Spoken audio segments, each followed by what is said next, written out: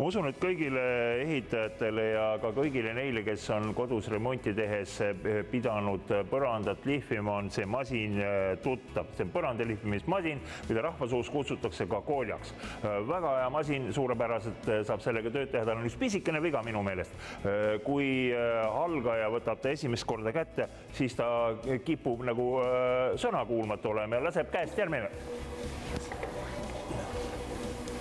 No näete, niimoodi ta läheb siia ja sinna ja siin tuleb pisut nagu sätitada enne, kui ta hakkab sõna kuulama.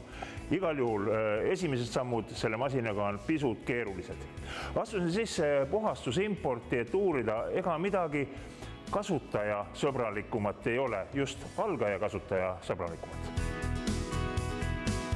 Teie interneti kodulehekülge uurides ma leidsin, et teil on midagi nüüd algaja kasutaja sõbralikku ka lihvimismasinate valdkonnas. Jaa, on küll. Masin on siis Excenter, Hollandi päritolu ja masinad on tehtud selliselt, et ka inimene, kes ei ole eelnevalt põrandapesu ja hooldusmasinatega toimetanud, saab sellega kergesti hakkama. Ta on eksentrilisel meetodil töötav masin ja kui masin tööle panna, siis ta ei tõmba käest ära, ei rebi, ei lõhu kipseinu, vaid masin liigub väga kergelt, lükates edasi, liigub edasi, tõmmates tagasi, liigub tagasi poole ja kui vasakule paremale on vaja liikuda, siis sangast saab tõsta tagarattad üles, liigutada vasakule ja paremale, et väga kergesti liigutatav ja kasutatav masin.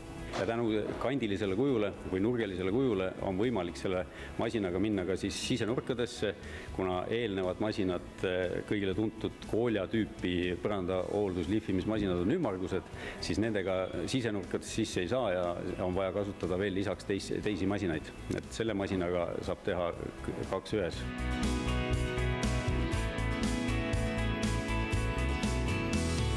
Parkettpõrand juba päevi näinud, mida kannatab selle masinaga teha? Kui tegemist on puitpõrandaga, siis selle masinaga, kui on väiksemad kahjustused, saab matistada, kas õli või lakk pinna ja uuesti õli või lakk peale tõmmata. Kui on suuremad kahjustused ja sügavamad kraapsud, siis saab jämedamate paberitega selle masinaga need välja lihvida ja jälle samamoodi kaitsekihid peale tõmmata. Nüüd on 2 asja, kui ma oleksin professionaal põrandameister, siis ma esmaspäeval tormaksin siia, hangiksin omale selle masina ära. Kui ma ei ole professionaal, näiteks kodutarbija või siis ehitaja, kes aeg-ajalt teeb sellist tööd, kas rendist leiab? Absoluutselt. Raamo rendipunktides on sellised masinad saadaval, et küsige julgesti.